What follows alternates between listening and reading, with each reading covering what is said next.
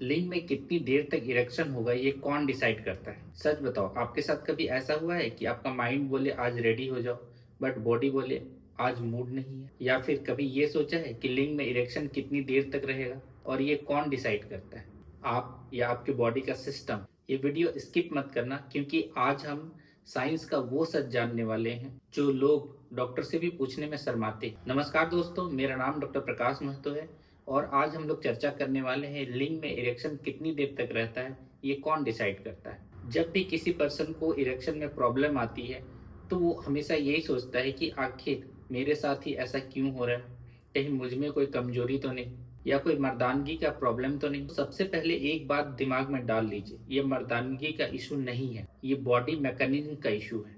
और जब मैकेनिज्म समझ में आ जाता है तो डर खत्म हो जाता है। चलो एक सिंपल एग्जांपल से समझते हैं। जब किसी पाइप में हम पानी भरते हैं तो वो पाइप सीधा, टाइट और स्ट्रॉन्ग हो जाता है। तो हमारे लिंग के साथ भी ऐसा ही होता है। लिंग में कोई हवा नहीं भरता, इसमें खून भरता है। इसका मतलब जितना अच्छा ब्लड फ्लो उतना अच्छा इरेक्शन। अब मेन सवाल, लिंग में इरेक्शन कितनी देर तक रहेगा? इसका सिंपल आंसर है, जब तक लिंग में ब्लड अंदर जा रहा है और उसे बाहर आने से रोका जा रहा है तब तक इरेक्शन मेंटेन रहता है। जैसे ही ब्लड लिंग से वापस बाहर निकलना शुरू हो जाता है, इरेक्शन खत्म हो जाता है। अब जो सबसे इंटरेस्टिंग पार्ट है कि ये जो सिस्टम है इसका डिसीजन मेकर कौन है? तो इसमें मल्टीपल प्लेयर्स होते हैं, जैसे कि हमारा ब्रेन, नर्व्स यानी कि नसें, ब्लड वेसल्स यानी कि खून की नसें, हॉर्मोन्स जैसे कि टेस्टोस्टेरोन और मसल्स। अगर इनमें से कोई एक भी प्लेयर प्रॉपर तरीके से काम नहीं कर पाया तो समझिए इरेक्शन प्रॉपर नहीं हो पाएगा। तो अगर इरेक्शन आने में दिक्कत हो रही है तो इसके ये कारण हो सकते हैं, जैसे कि पहला, हार्मोनल इम्बैलेंस, यानी कि अगर बॉडी में टेस्टोस्टेरोन हार्मोन कम है तो इरेक्शन में प्रॉब्लम आएगी। दूसरा, नसें कमजोर होना, ब्रेन से सिग्नल तो चला बट वो पेनिस तक पहुंचा ही नहीं, यानी कि कहीं रास्ता ब्लॉक था। तीसरा, धमनियां या खून की नसों का ब्लॉक होना, प्रॉपर ब्लड सर्कुलेशन नहीं होने की वजह से लिंग में प्रॉपर ब्लड पहुंचा ही नहीं। चौथा, मसल का वीक होना, यानी कि लॉक सिस्टम ही खराब है। और पांचवा, जो सबसे बड़ा दुश्मन है, वो है स्ट्रेस।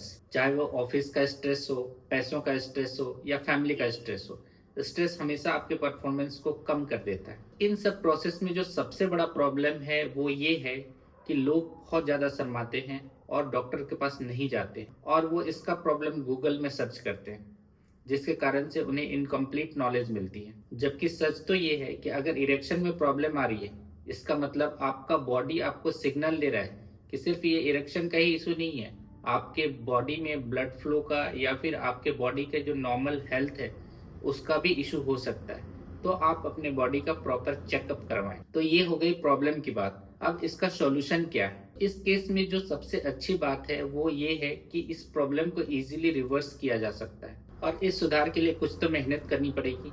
जैसे सबसे पहले आपको अपना लाइफस्टाइल चेंज करना पड़ेगा। दूसरा, डाइट सुधारना पड़ेगा। तीसरा, एक्सरसाइज। चौथा, स्ट्रेस में कंट्रोल।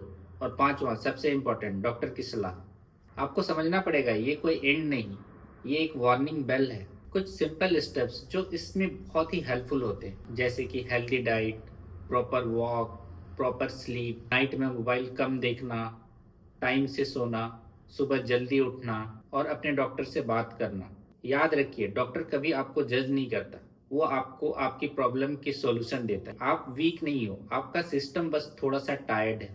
तो समझदारी से ट्रीटमेंट लो और अपना हेल्थ वापस पाओ, क्योंकि असली मर्दानगी प्रॉब्लम छुपाने में नहीं, प्रॉब्लम सॉल्व करने में।